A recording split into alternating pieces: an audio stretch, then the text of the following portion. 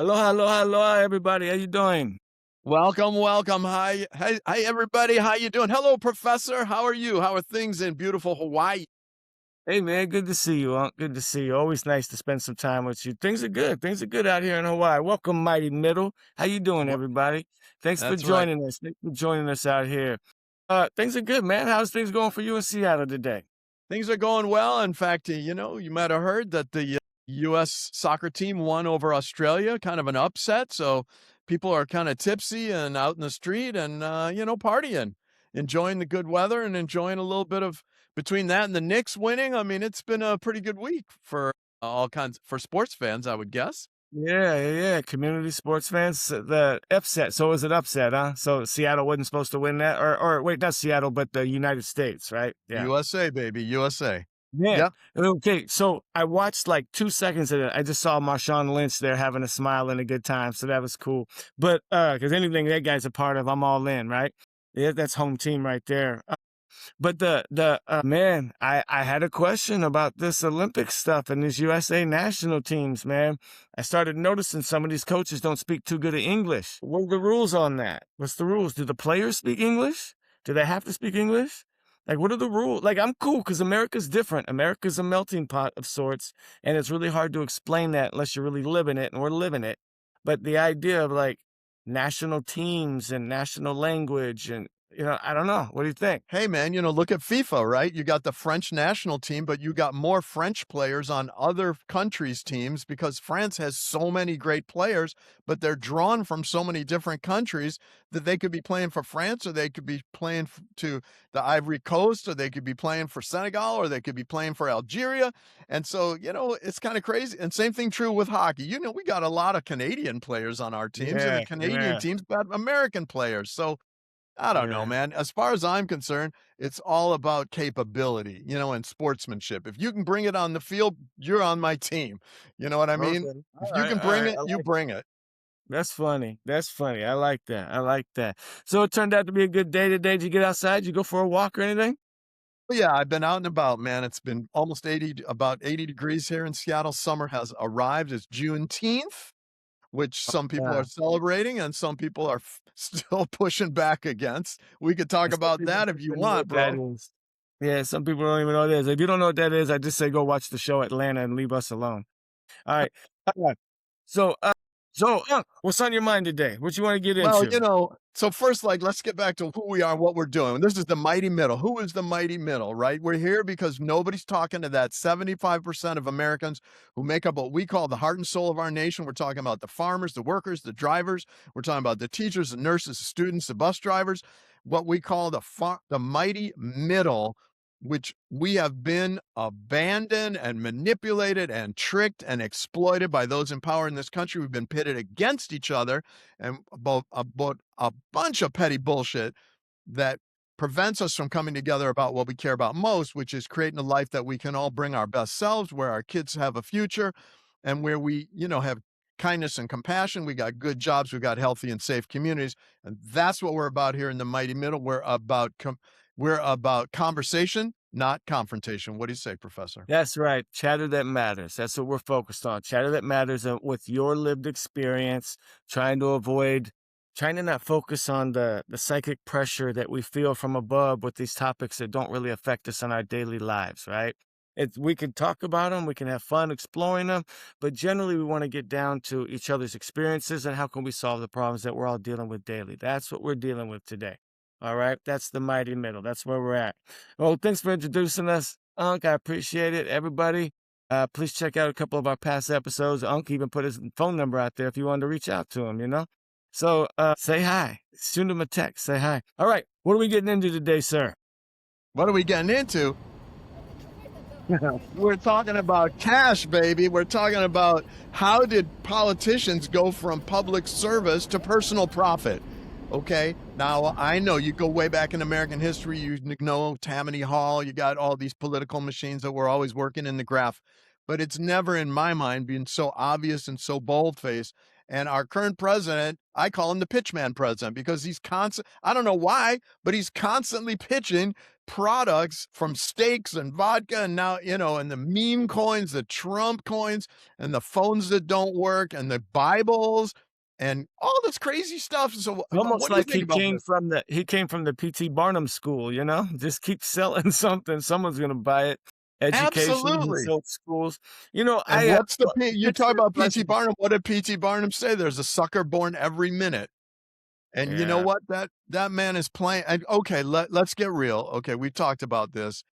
He's not the only person profiting from from being in the public space, right? We know that this has been going on. So what do you have to say about this, Professor? Well, I like the School us a idea. I little like the bit. concept that you brought up, the pitchman president. I like that.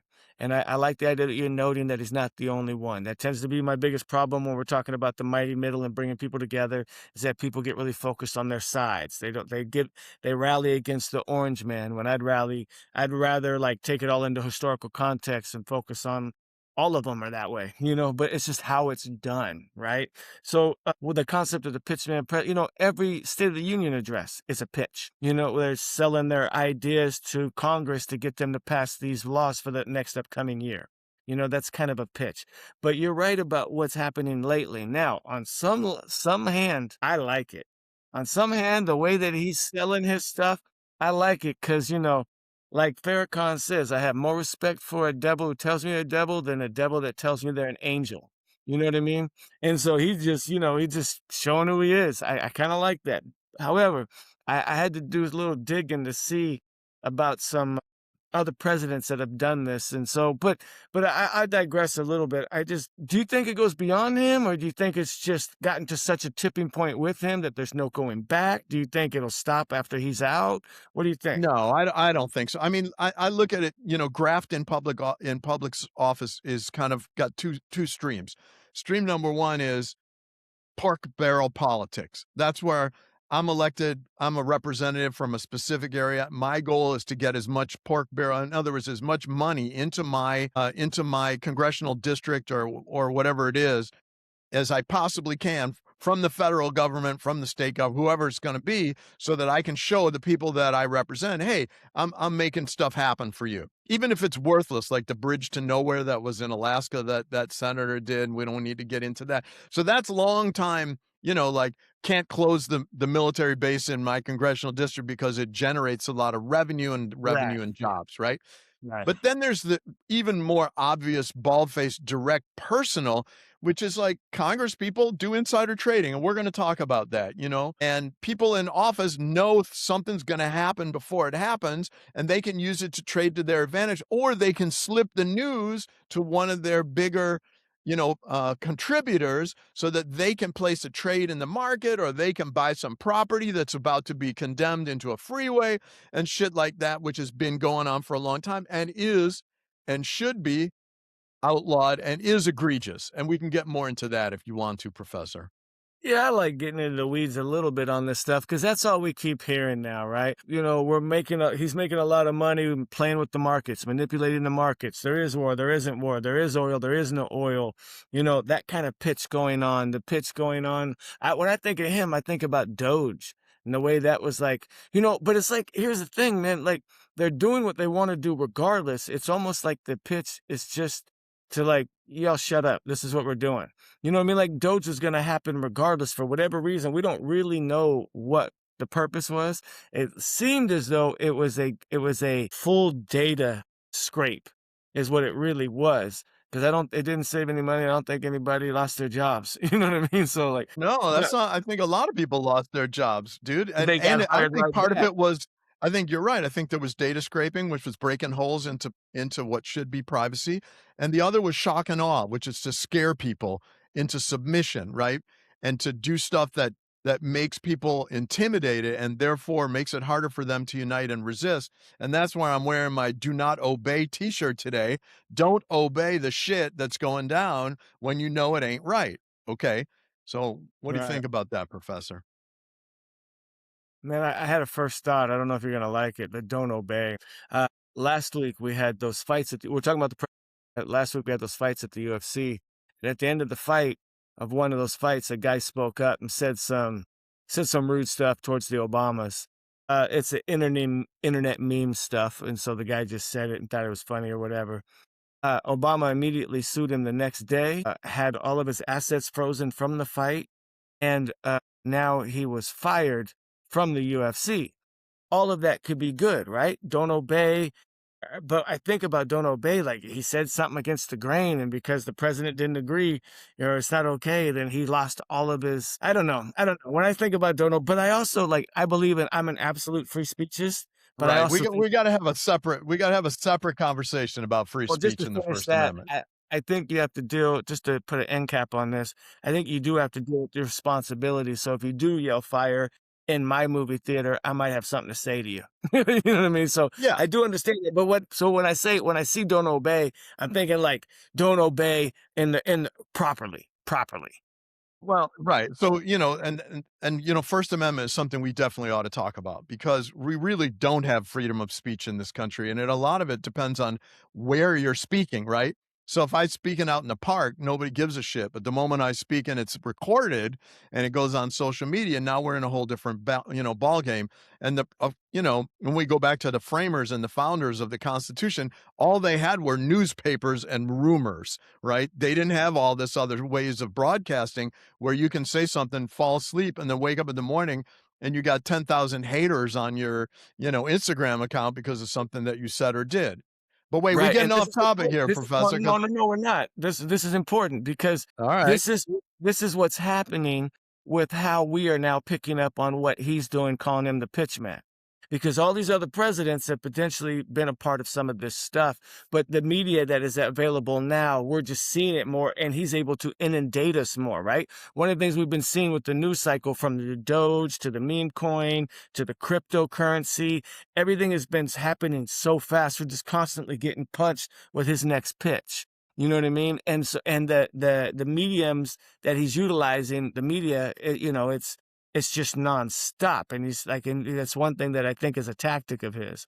But anyway, so when thinking about the pitch and the pitch man president, there's some benefits to it, right? Sometimes they do it good. Like you said, they bring money into the country. I was looking at this topic and I saw like Obama, one of the things he was good at was he has multiple articles calling him the president, the pitch man president, because he used to try to pitch companies to come invest in the country, which was really interesting because he was really against people getting education here. And then, Yeah, but no, but okay, let's talk about Obama for a sec. So, it's one thing when you're pitching the country, it's another thing when you're pitching, in other words, you want new companies to invest in the country. It's another that's what thing I'm when you're getting at. pitching companies that your kids have an ownership piece of, Right. That's what I'm you getting know. at. That's what I'm getting And at. This and so difference. like This difference. like the way I look at it is like, okay, like the way that presidents typically made money out of office or even in office, you get 500 grand as the salary, but you're on the tips, man. You know what's about to happen. So news leaks, and we can talk about that. You've got these no bid contracts that the executive can lay out, which is like what the Bush administration did during the Iraq war, right? Where Dick Cheney and, his company made billions of Halliburton. fucking dollars, right? Halliburton, exactly. But typically how presidents make money is through speaking engagements and through book advances, right? But this guy, the Orange Man, he's like I'm okay with pitching as long as the money goes to be used for good, right? So if you're going to pitch some shit, then why don't you build a hospital? Or why don't you build some schools? Or why don't you give some kids some clothes or books or food? Or why don't you why don't you put your name on a tunnel that actually works instead of some shit that doesn't work? So as far as I'm concerned, yeah, you want to pitch if that's part of your nature. I get it. We're a capitalist country. Then do good with it. Let's have humanistic competition. See how much good you can do with your shit instead of selling some cheesy, Chinese printed Bibles that, pretending that you actually read, so sorry, I'm a bit of a rant here, but No, no, it's no. sort of That's my the thing. It's like it's hard to explore this topic without just going at the orange man. And if we're the mighty middle, we got people who really support this man. You know what I mean? And so we're just trying to highlight the idea of like how maybe other presidents have done in the past and how this one is seen to perceivably being done now. Like, I saw he, like I said, one of the things he did was the cryptocurrency, and he wants to spearhead that idea of the cryptocurrency. There's a lot of online rumors, about what's happening with that. To devalue the dollar, then to get rid of the debt, then bring in the cryptocurrency, then pump and dump that. Like, there's a lot of different talk out there, and I don't really know what's going on. I don't know much about cryptocurrency, but I know that he's got a coin and he's got some stuff and he's made a lot of money that way. You know what I mean? That's all I Well, know about yeah, it. and it does look like a pump and dump scheme. And by the way, I'm not against cryptocurrency. I'm not against blockchain. I think both have opportunities and places. Especially as you say, we haven't talked much about the debt cliff that this country has, the trillions of dollars of debt that we have to service every year, and and how So yeah, and the fact that we're devaluing the dollar, we can put that aside for a sec. But I want to come back to the pitchman president because we got to be fair here. In the mighty middle, we're looking at everything. We're trying to look at everything from a That's right. bunch of different perspectives. And the truth is, there are a lot of people in Congress who come in broken and leave millionaires, multimillionaires. And because they're trading on based on insider information that they have, sometimes information that's not only, insider, but sometimes it's secret. And there, as we know, different levels of secrecy, but they're trading. They know the market's going to move. They know something's going to happen. They know a company's going to get taken down by the Justice Department, or they know another company's going to get a green light to go forward with a new drug. And so, there are some people in Congress who have been trying to get money out of politics. Okay, we got Citizens United. We'll talk about that another time. But once you're in government, especially federal government, you should not be able to trade on your position to make a fortune. And there are a number of bills that have been proposed, and there's even one that passed, right? I think it was called the Honest Act or something like that. And they have bipartisan support, but the problem is they got no teeth. Like the one that passed has like a $200 fine. So everybody just like laughs that shit off if you're making millions on the side. But Right. I don't believe that anyone in public service or in public office should use that as a way of trading on insider information to make a bunch of money that you and I should have the same Well, access to. I think the last poll that was done is like 88% of American population believes that shouldn't happen. What Yeah, is and it's happening? What is that? bipartisan. I think you sent me something here. Let me pull this up. Yeah, I just want to run this, over with everybody because if you're out there listening, what we're trying to do is how do we make this a level playing field? Look, life is not fair, and we're going to talk about whether life is fair or not. But my feeling is life is not fair, so you got to make it fair. You got to create your own fairness. But Congress, insider trading in Congress is absolutely abhorrent and egregious and should be eliminated because the system as it exists today, as we talked about, they're getting non-public market moving info. By the way, I like these big fat guys, the big fat cap, the fat cats that you put in there, Professor. They can Yeah, yeah. legally trade individual stocks during the session. Come on. And the penalty for getting caught, I told you, is so low. It's like $200. It's a joke. And there's no enforcement or almost no enforcement. And there have been no criminal prosecutions, right? And this disclosure lags like 30 days. So that it means that like we don't even know until what they're It's doing. already been Like done. They've already made the money. yeah, Yeah. like look at Warren, Yeah. like Warren Buffett. We can watch what he trades. He trades publicly, right? It's not a secret. So if he buys into a company, we can all buy into it too. In fact, there are some funds that are set up that just follow traders who are very successful, and you can just invest kind of alongside them. But we can't invest along. I can't invest alongside of my congressperson. I don't know what the hell they're doing, you know. And I should Right. know. I should be able to There have is a confidence. I know some of you have heard about like the Nancy Pelosi stock trader, a following account on X and things like that, Facebook and stuff. I think they follow in her husband and the husband's move. So I think that's a little more public. But yeah, the 30-day disclosure, yeah, I mean, come on. I mean, at least help us out. If you're gonna get some bread, break us off some crumbs. No, the slide here, I picked this slide because it's actually because you know me, the communication guy, right? So I'm really big into Right. marketing, public relations, and it was actually the oil company that basically invented public relations in America, right? But anyway, this slide was a comic out of a newspaper in 1890.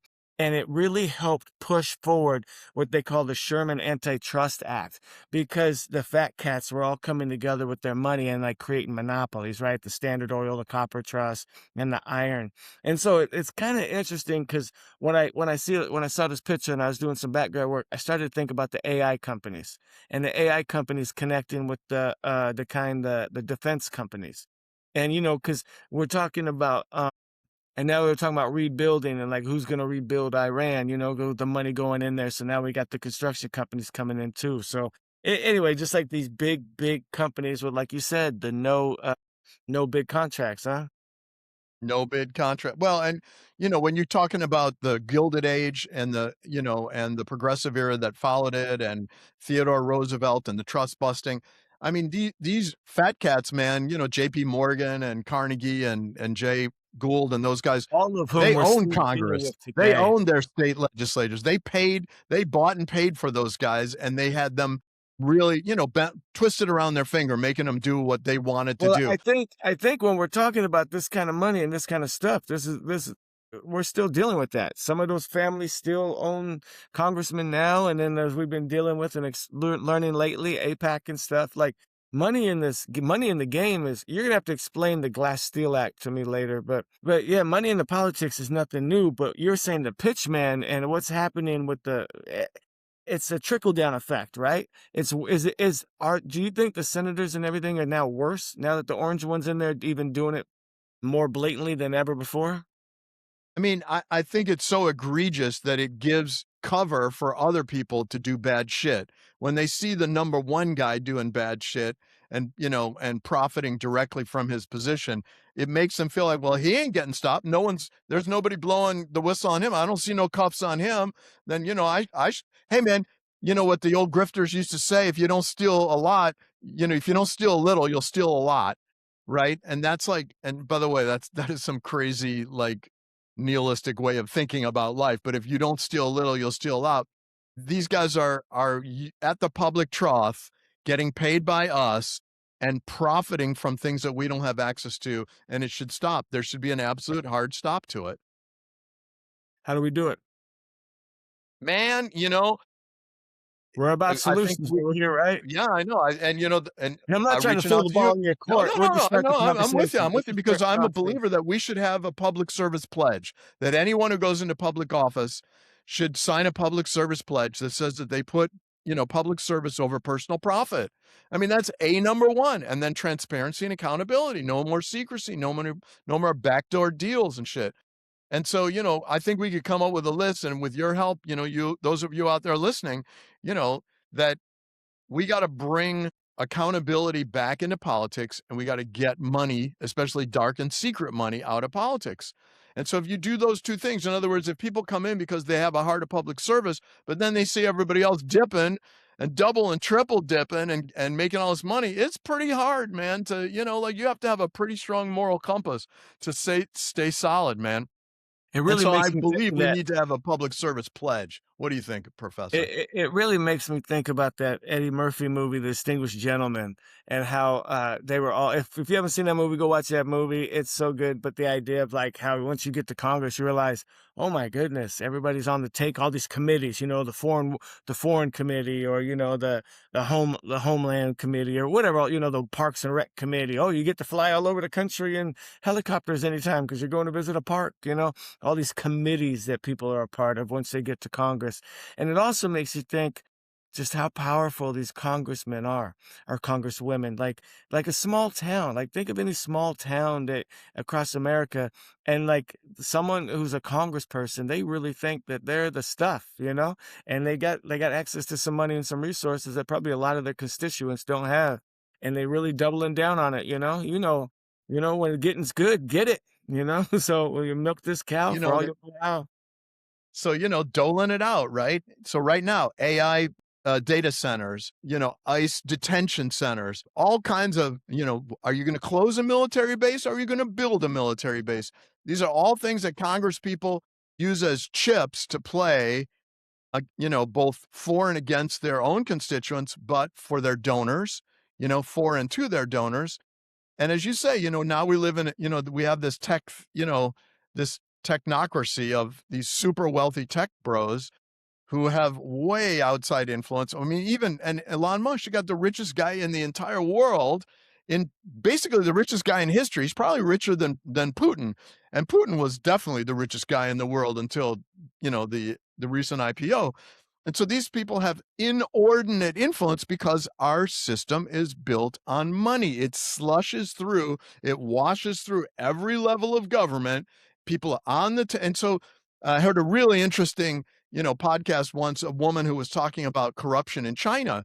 And, there's corruption at every level in China, every single level, all the way up to the top. And there's corruption in Russia, every level, all the way up to the top, which is one of the reasons that their invasion of Ukraine has been so unsuccessful. But in China, somebody asked this woman who's a professor, Chinese American woman who's a professor, I think at Princeton, do we have corruption in America?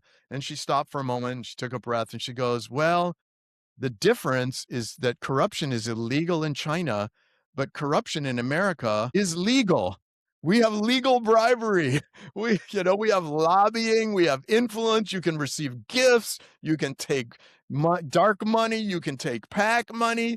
So I just look at it, and so when the professor and I talk about systemic change, we're really talking about reframing the system back to service, back to public service, and away from personal profit. And we don't need no pitchman president, right? Yeah, when I think about this, and I was starting to talk about the local senators and stuff like that, one of the things that I see cause the most uproar is, okay, we talk a lot about how people think their vote doesn't matter, or maybe it does matter, just kind of that kind of dialogue. Local senators, ooh, they care deeply about those elections because those are those pockets. So if we start thinking and having this conversation about holding people to the pledge and focusing on service, not focusing on their own bank account, then potentially we could bring it back around because those votes do matter. They do care about that. And like, I don't know that they care about it so much on certain, but that level, they care deeply about it. And one thing we learned about COVID is that they actually have more power than you think, right? Our Yeah, local absolutely. politicians, those rat bastards. Not all of them, but you know what? Professor, I grew up in Chicago, and I had two of my siblings both work for the city of Chicago. I was offered a job in the city. It's a story for another time because it was the end of the daily machine. And, I got to see what local politics funded by, you got government and business and labor all in a three-way lock in a place like Chicago. And nothing happens without, those three entities in lockstep. And man, that's why they call Chicago the city that works. It worked if you were white and lived in a nice neighborhood, or it worked if you were a business, bringing big business into the city and you were Right. greasing the wheels of commerce and government. But it did not work if you were poor, if you were, a person of color, if you were, elderly, if you were, so interesting way that our government and, public service have Capitalism, become all kind of. separated. Yeah. Yeah, seems like some people took advantage, they created some avenues, other people followed it. It went from a trail to a highway. And so now we're trying to put a dam up and divert it back to the way it's supposed to go. I But, think that this I started do a wait, bit. Professor, before we go off too far, because I do wanna tip the hat. There are some people holding the line. There are some people who I think, have done their best to remain true to public service. And, I'm only gonna call out one, and that's Bernie Sanders. I don't agree with everything Bernie does, but that guy's been singing the same song since he was the mayor of, in Vermont, of Burlington, Vermont. He's more than 30 plus years, almost 40 years, I guess, in public service. The guy is not profiting. He's still driving a beat up car. He's still got the beat up clothes and stuff. Yeah, I think he made some money on a book advance, but you know what I mean? And in terms, I want to say that there are some people, we just need more of them. And we need more people being willing to say, I'm here to be of service to the public, to do my Well, thing. And then I'm gonna go make some money in the private sector later that'd be or nice. whatever. That would be nice.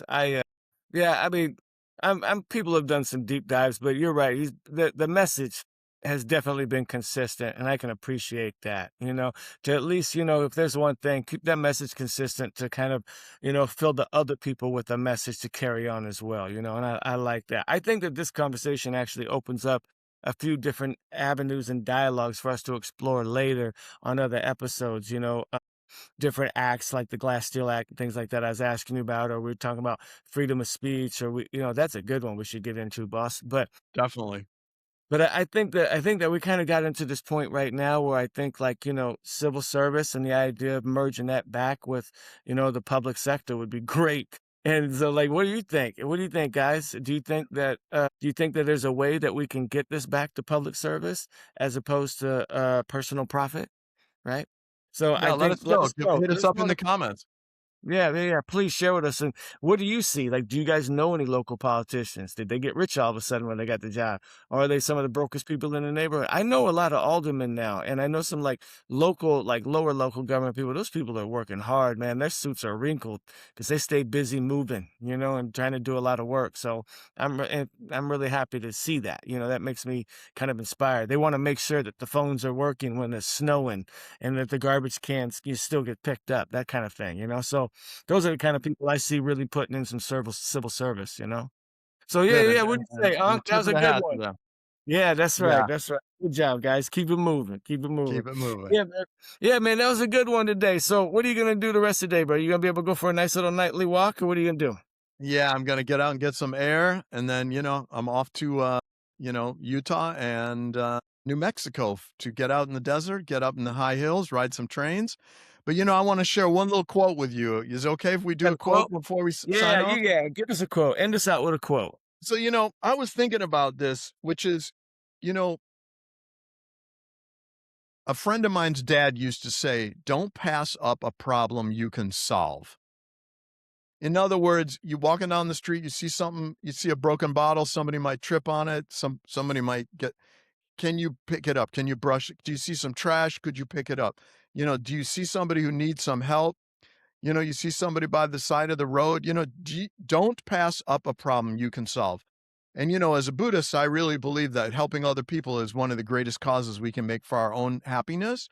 But there's just something about the satisfaction of knowing that you even solved a little problem, right?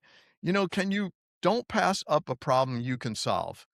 That's kind of something I need to remind myself about. I think that's a good quote to focus on this week. Don't pass up a problem you can solve. That's funny. I've actually been thinking about that the last few days. Like I see something and I walk by like, oh, could I have helped? Oh, it's difficult out here. I'm not gonna lie, man. I see a lot of tourists stuck. It's like, like the video game, their player mode is not rendering because they're not sure. They're looking at their map. Like, do we go here? Do we go here? And it's really easy for me to be like, hey, you guys looking for something? But then sometimes that can get exhausting because there's a lot of them. There's a lot of them. But I'm happy to help when I can. So yeah, I think that's a great quote, man. I think that's a great quote to add for the journey. I appreciate it. Thanks everybody for joining in with us and taking a listen. Please like, subscribe, share, all that kind of stuff you always hear.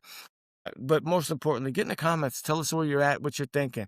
Right? Get in the comments. What city are you in and what are you thinking about? Do you see local service actually getting done or do you see profit? Do you only see the big grand scheme like the president pitchman, or do you see local, stuff pitching as well? Governors, mayors, that sort of thing. Add to the conversation a little bit, okay? Thanks for joining us this week. We'll catch you next week. I appreciate you, Unc. I appreciate you. It's great to see you. I'm out of here. Good to see you, Peace. Professor. And love. All right, all right. Aloha, everybody. Have a good one. We'll see you next week.